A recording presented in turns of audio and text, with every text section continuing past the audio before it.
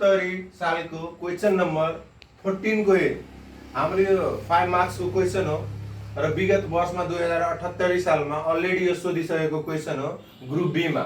अब यो क्वेसन को सोलुसन गरेर म हेराउन गइरहेको छु। अब यो क्वेसनले के भनेको छ हामीलाई, Vishal Electronics Company has just paid a cash dividend of the ₹20 per share. हामीलाई के भनिरहेको छ, विशाल इलेक्ट्रोनिक्स कम्पनीले के गरेको छ भनेदेखि जस्ट पेड क्याश डिभिडेन्ड भनेपछि क्याश डिभिडेन्ड तिर्दिएको छ कति पर शेयर 20 पर शेयर। यहाँ हामीले के वर्ड दिएको छ, वर्ड हामीले बुझ्नुपर्छ, जस्ट पेड भन्ने वर्ड दिएको छ। जस्ट पेड भनेको हामीलाई D0 ले जनाउँछ। त हामी यहाँ के लेख्छौँ, सबभन्दा पहिले त्यसको सोलुसन र गिभन हामीलाई के दिएको छ, डिभिडेन्ड पेड, डिभिडेन्ड पेड दिएको रहेछ जसलाई हामीले D0 ले डिनोट गर्छौँ। ₹20 दिएको छ।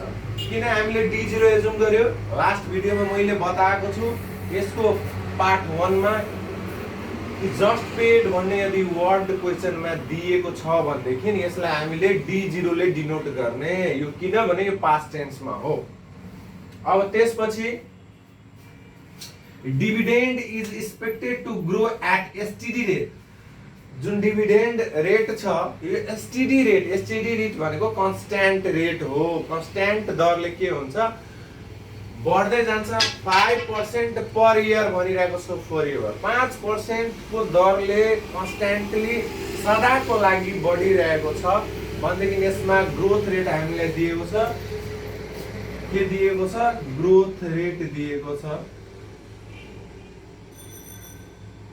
ग्रोथ रेट दिएको छ र यो जुन के हो, कन्स्ट्यान्ट ग्रोथ रेट हो, सदाको लागि हो। 5%, 5% यो सधैँभरि 5% को दरले के हुन्छ, बढिरहने हो। एउटा मात्रै ग्रोथ रेट दिएको छ।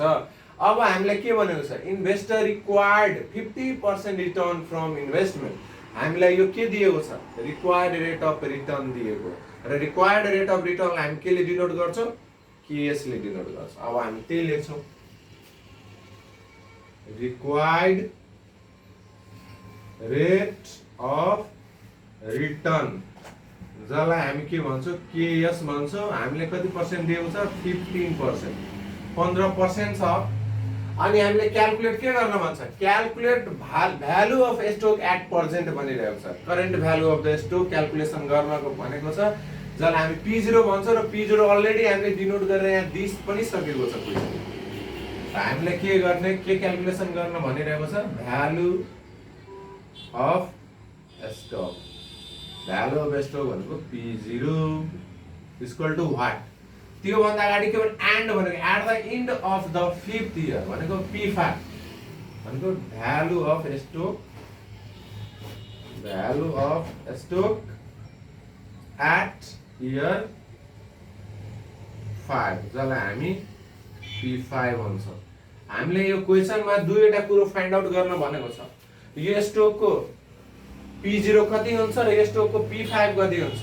र हामीलाई यो सबभन्दा पहिले मोडल बुझ्नु पर्छ, यो कुन मोडलको क्वेसन हो, जीरो ग्रोथ मोडल हो कि कन्स्ट्यान्ट ग्रोथ मोडल हो कि सुपर नर्मल ग्रोथ मोडल हो। हामीले मजाले चिन्न सक्छौँ, only one growth rate is given. क्वेसनले हामीलाई एउटा मात्रै ग्रोथ रेट के गरेको छ, यहाँ प्रोभाइड गरेको छ भनेदेखि यो नर्मल ग्रोथ मोडल अथवा कन्स्ट्यान्ट ग्रोथ मोडल दिएको छ। अब यसलाई म सोलुसन गर्न गइरहेको छु, गिभन यहाँ मैले लेखिदिएको छु। अब के गर्ने भने कन्स्ट्यान्ट मोडलको, कन्स्ट्यान्ट ग्रोथ मोडलको फर्मुलाबाट हामी सोल्भ गर्छौँ। अब हामी के लेख्छौँ, वी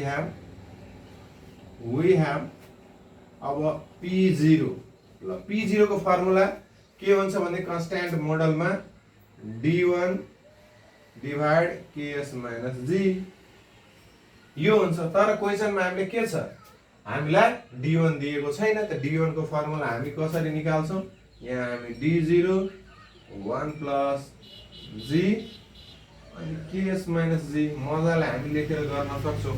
D0 क्वेसनले कति हामीले प्रोभाइड गरेको छ, 20 पर शेयर। हामी यहाँ लेख्छौँ ₹20, 1 को 1 ग्रोथ रेट पनि हामीले प्रोभाइड गरेको छ 5%। यसलाई हामी यो 5% मा छ, हामी फ्र्याक्सनमा चेन्ज गरेर लेख्छौँ। जुन 5% लाई हामी कति लेख्छौँ भन्दै 0.05। त्यसै गरिकन केएस हामीले कति दिएको छ, क्वेशनले प्रोभाइड गरेको छ 15% र 50% लाई हामी के गर्छौँ भनेदेखि त्यसलाई पनि फ्र्याक्सनमा डेसिमलमा चेन्ज गर्छौँ। त्यसलाई हामी 0.15 माइनस 0.05। अब यतिलाई हामीले सोलुसन गर्छौँ। म सोलुसन गर्नको लागि क्याल्कुलेटर अब युज गर्छु। अब यो क्याल्कुलेटर युज गर्दाखेरि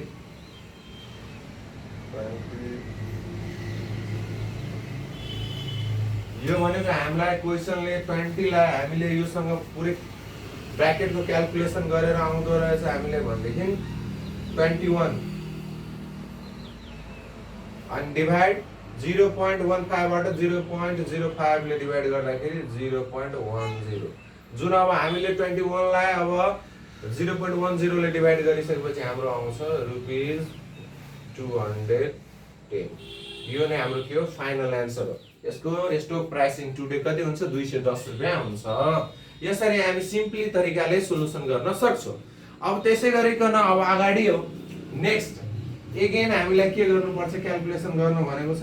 एगेन क्वेशनले हामीले P5 भनेको छ क्याल्कुलेसन गर्नको लागि। क्वेशनले के भन्दियो, P5। अब P5 क्याल्कुलेसन गर्नको लागि हामीले फर्मुला के छ, D6 KS minus GN अथवा G। अब D6 कि त हामीले के गर्नु पर्यो, D1 निकाल्नु पर्यो, D2 निकाल्नु पर्यो, अनि D3 D4 D5 D6 अथवा हामीले एकै पल्टमा पनि निकाल्न सक्छौँ। त्यसको लागि म फर्मुला यहाँ लेख्दै छु। D0 1 plus G to the power, यसको पावर 6 लेख्दाखेरि हाम्रो के आउँछ, D6 आउँछ र यसलाई हामी KS minus GN गर्दैछौँ। र D0 हामीलाई प्रोभाइड गरेको छ क्वेशनले, जुन कति रुपैयाँ छ, 20 रुपैयाँ छ। 1 0.05 पावर 6 केएस भनेको 0.15 माइनस 0.05। अब यसलाई म फेरि क्याल्कुलेटर युज गर्नुपर्ने हुन्छ। अब क्याल्कुलेटर युज गर्दाखेरि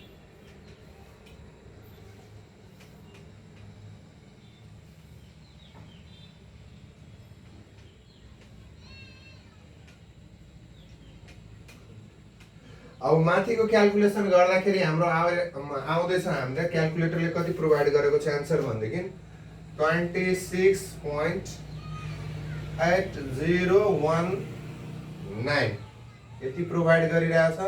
र यसलाई यदि हामीले डिभाइड गर्छौँ कतिले भन्देखि 0.10 र डिभाइड गर्दाखेरि 0.1 ले भन्देखि हाम्रो आइरहेको छ 268.02।